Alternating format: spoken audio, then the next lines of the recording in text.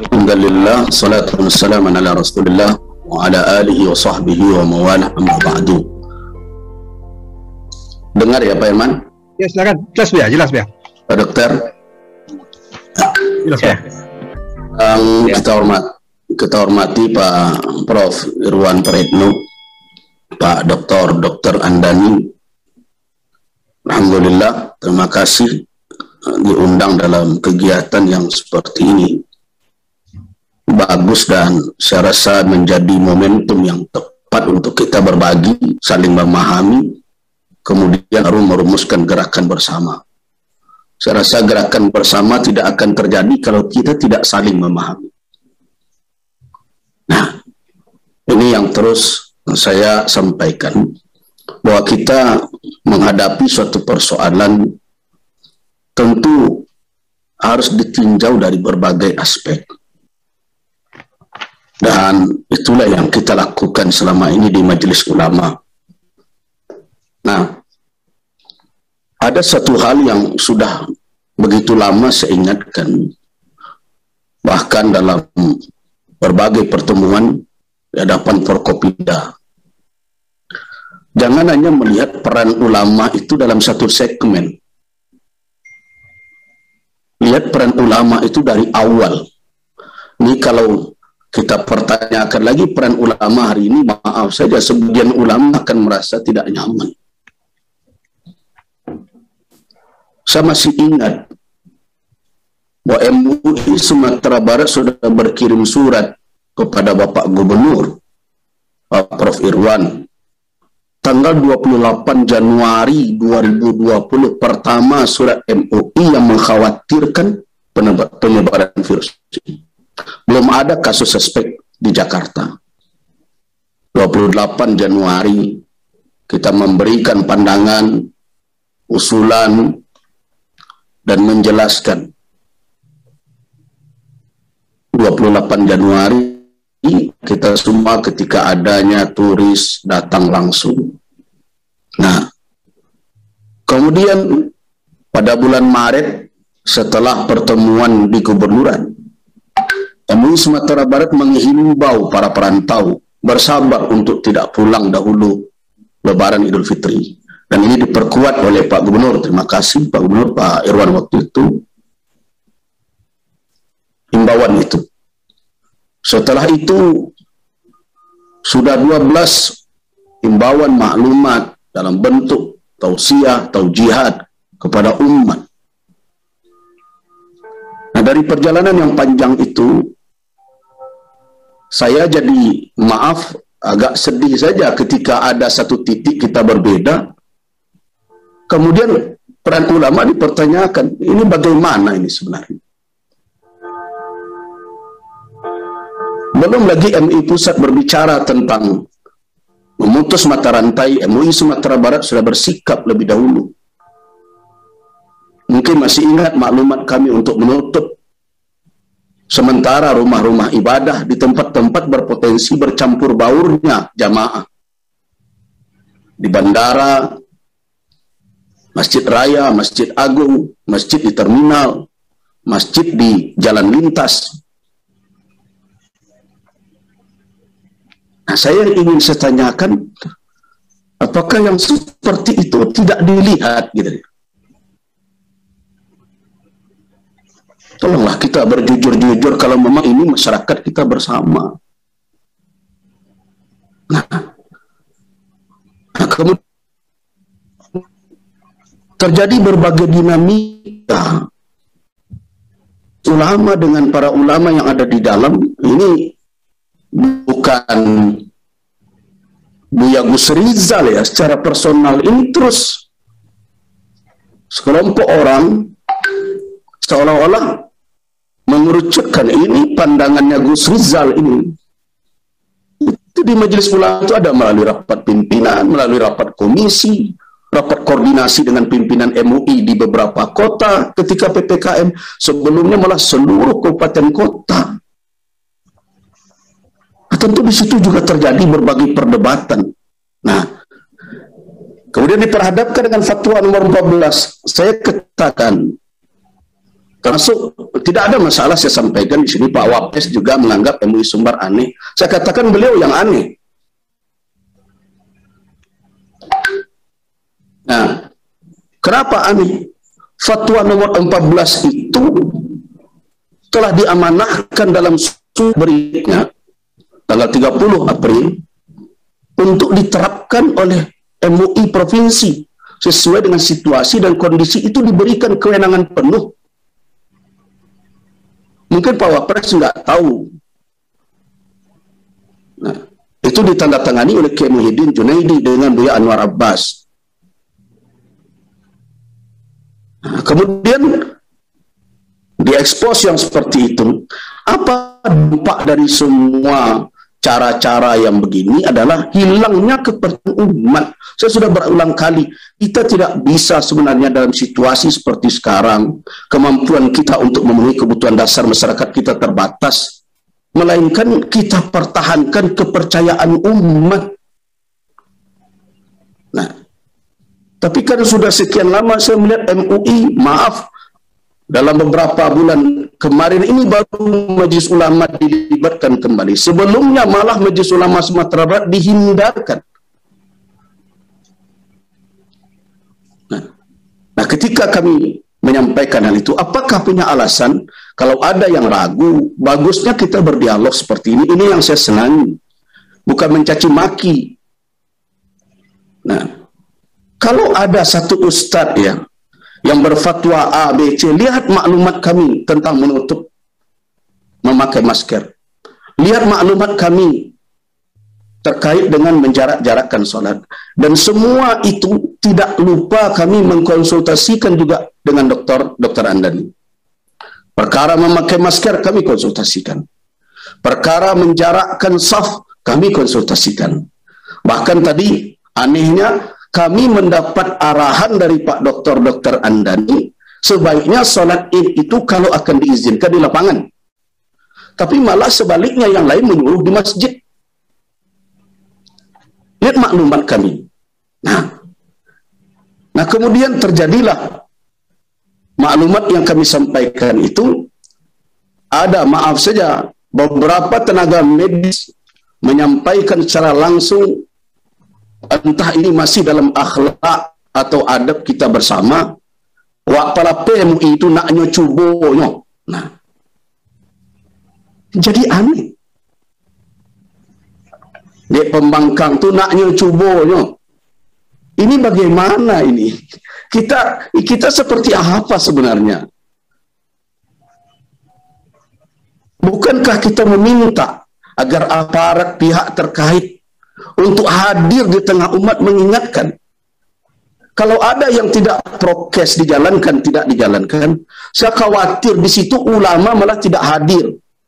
Karena banyak kemarin ini di berbagai tempat para dai, para ulama kita, tapi yang PNS dilarang untuk menjadi khatib, dilarang menjadi imam, menjadi makmum saja tidak boleh. Nah, bagaimana akan mengingatkan umat? Tapi kalau ulama hadir di tengah kegiatan itu, di sanalah peran ulama. Mungkin ada yang datang ke surau saya di Bukit Tinggi, lihat bagaimana prokes di situ dijalankan. Dan kita himbau, tadi Pak Dokter minta 1 menit, saya buat YouTube rekaman 9 menit menghimbau, boleh beribadah tapi beribadah tanpa memandang enteng wabah ini. Nah, tentu tidak ada kemampuan Majelis Ulama setelah sebahagian umat tidak hadir di masjid. Saya jadi heran, kita tidak bolehkan umat berada di masjid walau dengan prokes, tapi diminta ulama untuk berbicara dengan umat. Saya mau tanya, mana lagi wadah umat bertemu dengan ulamanya? Apa umat kita di kampung ini bisa Zoom seperti kita sekarang? Bisa nonton YouTube semuanya? Nah, bagaimana pesan kami akan sampai? Nah, karena itu berulang kali kita minta jadikan majelis-majelis itu tertata, terkawal, jadikan itu sebagai wasilah jalan untuk menyampaikan pesan kepada umat. Kemudian terakhir terkait dengan fatwa atau maklumat, mungkin ada yang perlu saya luruskan di sini Pak Dr. Herman. Ketika orang berbicara tentang keputusan MUI Sumatera Barat tidak menyetujui, itu adalah pandangan majelis. Kan kita bawa ke rapat. Hadir dalam rapat itu Forkopimda lengkap. Bahkan hadir Pak Dr. Andani itu. Hadir pimpinan-pimpinan daerah dengan Forkopimdanya yang di situ ada PPKM. MUI menyampaikan pandangannya. Dan itu disepakati. Diambil kesepakatan. Nah sekarang kita mau berdiri bergerak bersama di atas kesepakatan itu atau tidak. Nah MUI menyampaikan itu berdasarkan apa? Yang pertama, kewenangan MUI Sumatera Barat dari surat yang dikirim tentang implementasi fatwa nomor 14. Terus yang kedua, jangan sama antara menutup masjid dengan rukhsah tidak ke masjid. Saya rasa bagi buya-buya, ustadz-ustadz yang di sini ahli usul dan ahli fikih mungkin faham. Yang mukallaf dalam dua hal itu berbeda. Hukumnya berbeda. Kalau urusan tentang bagaimana beribadah bagi personal di masa pandemi sudah berulang kali dalam maklumat Majelis Ulama. Ambil rukhsah, jangankan kondisi sakit, khawatir saja akan tertular oleh wabah ini, ambil sikap solat saja di rumah. Sudah kita sampaikan. Itu hukum yang mukallafnya adalah person, di mana kehadiran seorang laki dalam solat berjamaah itu adalah sunnah muakkadah dalam pendapat jumhur. Nah, itu sesuatu. Sedangkan sesuatu yang lain, menyelenggarakan ibadah, itu bukan kewajiban personal, tapi kewajiban jamaah, yang hukumnya fardu kifayah. Yang mukallafnya bukan person-person tadi. Yang pundak yang paling berat memikul itu adalah ulama yang ada di daerah itu. Nah, makanya MUI terpaksa harus mengelaborasi ini, peniadaan ini, MUI Sumatera Barat. Apa alasan sebenarnya? Nah, tadi ada dari Pak Kanul, alhamdulillah beliau katakan akan terjadi kerumunan. Nah, saya sampaikan di dalam rapat Forkopimda gitu. Apakah yang menjadi alasannya adalah orang berkumpul atau berkerumun? Jawabannya berkerumun. Berkerumun dengan berkumpul berbeda. Setiap perkerumunan pasti terjadi perkumpulan. Tapi belum tentu setiap perkumpulan terjadi kerumunan. Nah, itu yang kita fahami logikanya.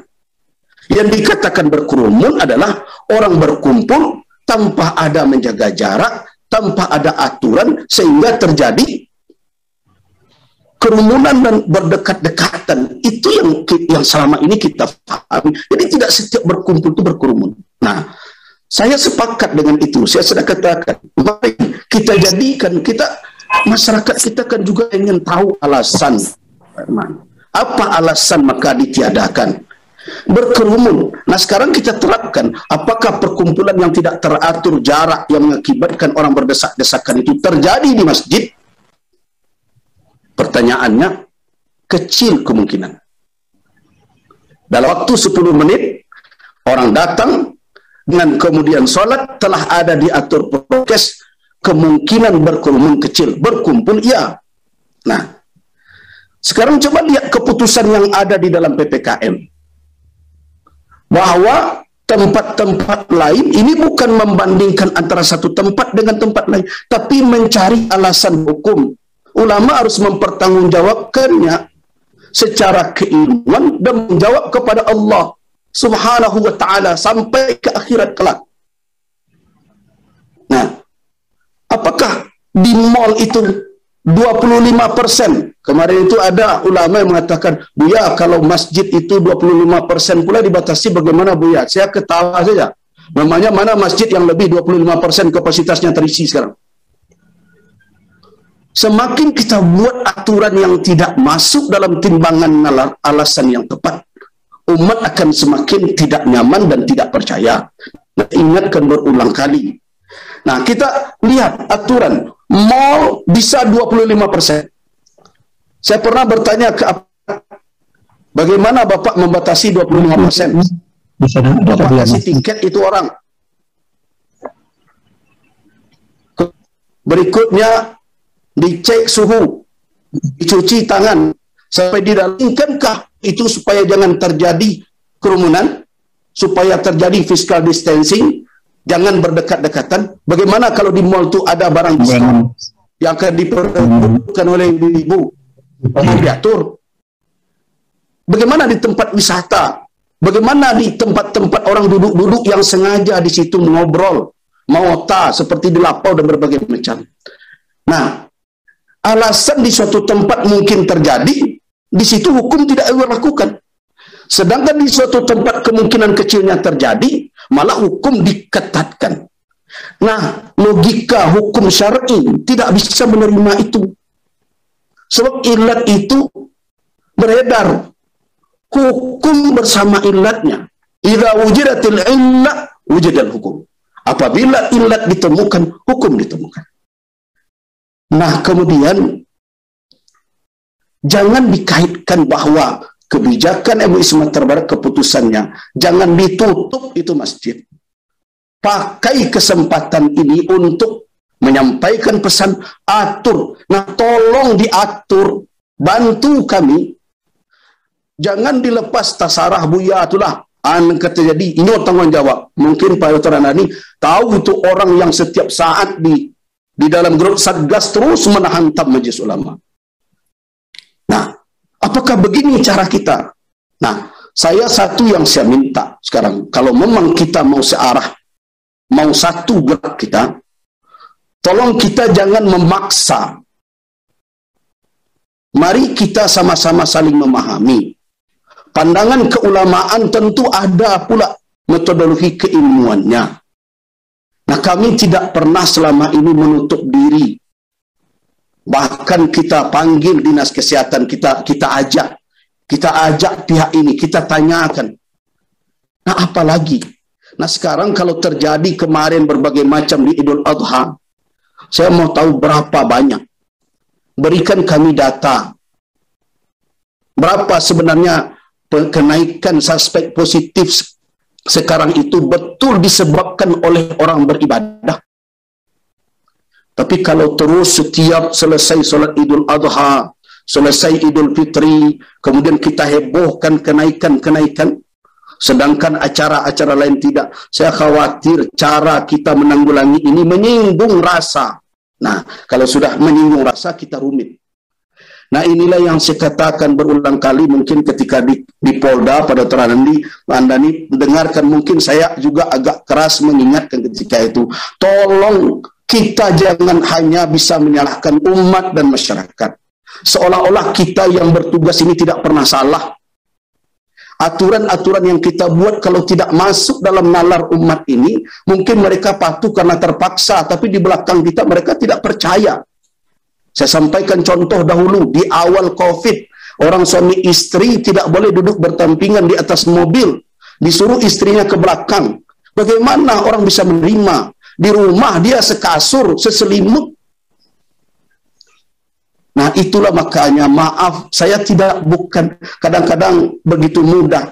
Ini ketua MUI kita radikal. Tidak ada keinginan itu. Sama-sama takut. Kita sama-sama khawatir wabah ini. Tapi maaf, ketakutan saya kepada wabah, ketakutan kemasan kepada wabah, betul tidak akan menggeser keyakinan saya. Qul la yusibana illa ma kataballahu lana. Mohon maaf. Assalamualaikum warahmatullahi wabarakatuh.